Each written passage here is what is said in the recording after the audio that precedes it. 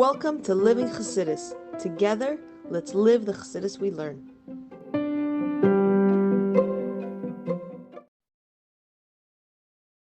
Good morning, everybody, and welcome to Chassidus in the Morning, 15 minutes to change our lives. Bakutei Sichas edition. So, Emetz Hashem with Living Chassidus. We're going to... One second.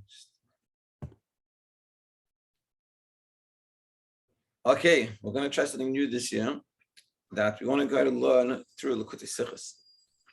Aleph to Daled at the fundamental Sichas. Rabbi Weiss said this is like the practical Chassidus of the Rebbe, and this is really where you get to see the Rebbe's Shitta on what a Chassid meant to look like, live like. The later ones are a lot more scholar and Teredik, so I think this is a perfect thing to learn. And just this first Sicha, it was a life-changing experience for me. And hopefully we can have this when we go throughout the whole year, Mitzvah Hashem. We have different, like we're going basically the Aleph to Daled. So not every week we're going through every Sicha, but every week we're going to get a Vart, something that we can think about and live with. And the Mitzvah Hashem, with this will have its effect. Hashem will be able to have pull us care of our hearts. Yeshua's care of our hearts. Okay, with that, let's begin. So this is Likutei Sichas Chelek Aleph. I asked the monk thing. You might have sent it in the chats. This is the first Sicha, the first everything Likutei Sichas. And remember, Likutei Sichas is what was edited by the Rebbe. We have the Sichas that the Rebbe said, and they were printed, but the Rebbe didn't look them over. Likutei Sichas were edited by the Rebbe, so meaning this is the Rebbe's Haskama 100%. Let's go. Yes, this is another quick story that when I first learned this, I just got married. And we went to Israel, went to Sukkot, and I was sitting in the yeshiva, and I know what I learned. And I said, you know what, let's like those Shabbos Bereishis, let me pull out the Sicha. So I went to go pull it out, and I said, you know what, let's start from the beginning. I'll pull the first one. I pulled it out, I started learning.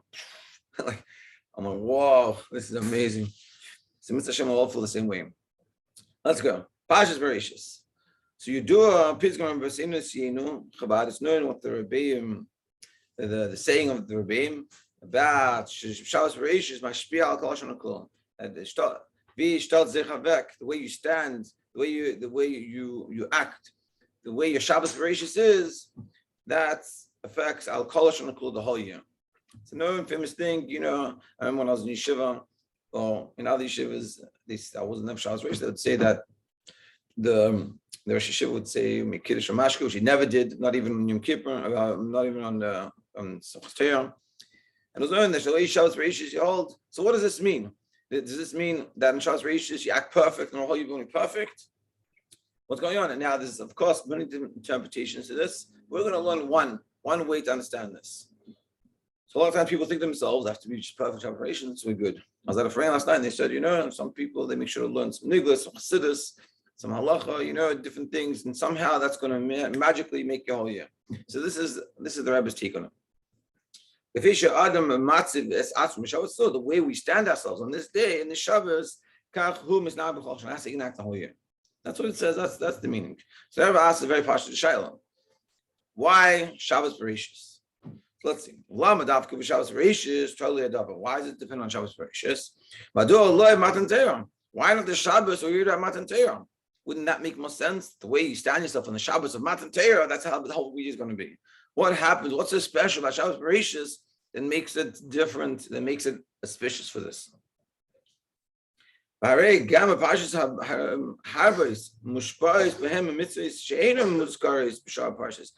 other parshas that have mitzvahs you don't hear, and only in that parsha is that mitzvah. So it's also a very special parsha. When I get the Chol HaShana, and some of the mitzvahs that are dependent the whole year round, they affect the whole year.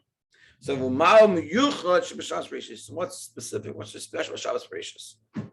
That's the question. What does it mean? Like, we understand that it says this meaning Shabbos Bereishis has effect for the whole year, but why specifically Shabbos Bereishis? Why not any other Shabbos? So now, in order to understand this, we have to understand some information. And ultimately, remember, like we said, I've talked about this before. When we learn a Sicha, especially when we learn a Sicha, the Rebbe has a question. Why don't you give me the answer? because the Rebbe is here trying to teach us a way to see the world. And now the Rebbe is going to give us information that's going to help us change the way we see the world, or hopefully not change. We already have this hanacha. But if not, help us look at the world differently. And when we look at the world through this lens, through these lenses, so then we understand everything. And that will help us change our life. And this year coming forward, Mitzvah Hashem will be a different year. Let's see. Base.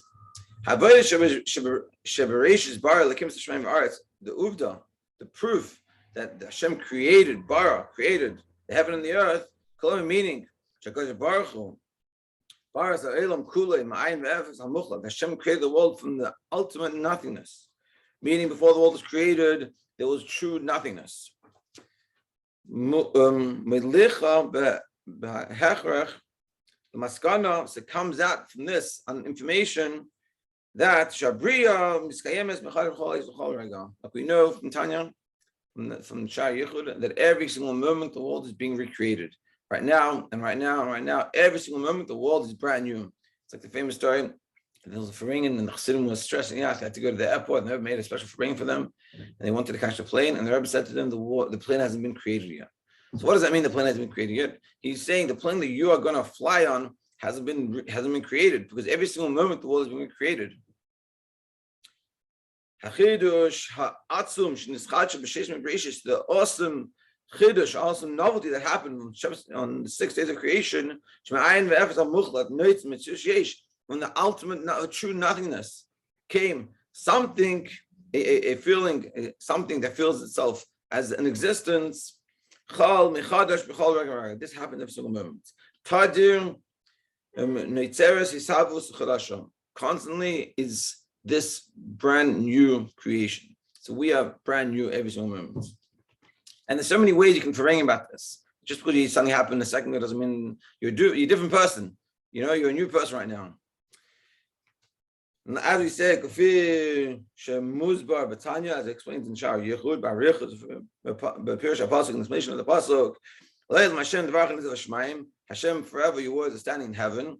And the Chassidus explains that the truth of the matter is, what this means is that the fact that we exist is not that we exist. We essentially are ayin ve'efes, are nothing. But because there's creation, Hashem is creating us. He's saying we should be in existence. That's how we exist. It's like the mashal. We'll finish. Even now we're still ayin ve'efes. And our whole existence because Hashem is making us exist right now. And therefore, automatically, our whole existence is l'kus. Meaning like this, and explained it in Tanya, is the mashal of a rock flying in the air. Now, does the rock fly in the air? Rocks don't fly in the air. But I see a rock going in the air. So what's happening over here? That's because there's a life force being put into that rock that's causing it to fly in the air. Without that life force, the rock goes back down. So too with us. Do we exist? Essentially not. What do you mean? But I'm here and I see myself. That's because God is creating you now. And every single moment he's making that. By nature, you don't exist. The only reason why you do exist is because Hashem is making you exist. And Hashem is saying you should exist now, and you should exist now. And constantly happening every single moment. Just like the rock flying in the air, because every single moment there's that energy pushing it to go in the air. And if that energy goes away, it goes back to the floor. It goes back to being its nature. And our nature is that we don't exist.